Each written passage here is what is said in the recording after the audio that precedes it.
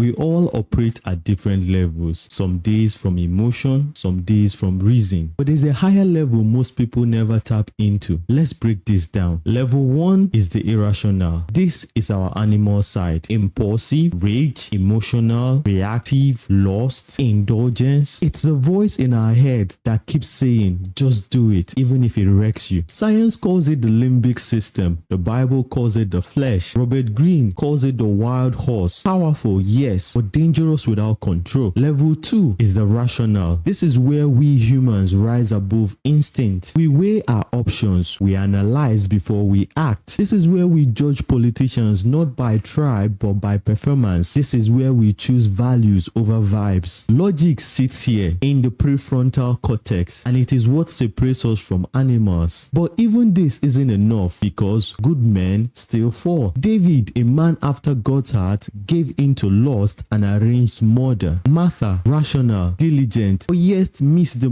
one thing that matters most because she was too focused on serving. But David and Martha were logical, reasonable people, but they were limited. Then there's a third level. This is the spiritual. This is the realm where we don't act based on how we feel or what makes sense. We act based on God's leading. It doesn't make logical or emotional sense to bless those who curse you, but Jesus did. It doesn't feel good to forgive the unforgivable, but Jesus commands it. Why? Because at this level, we are not being led by our soul, we are led by the Spirit. Romans 8 verse 6 tells us that the mind governed by the flesh is death, but the mind governed by the Spirit is peace and life. The ultimate goal isn't to be controlled by logic or ruled by emotion. It is to be surrendered completely to God. That is the level Jesus lived from, and it is the level we were designed for. My name is Ike Ojibe, and this is my unsolicited advice.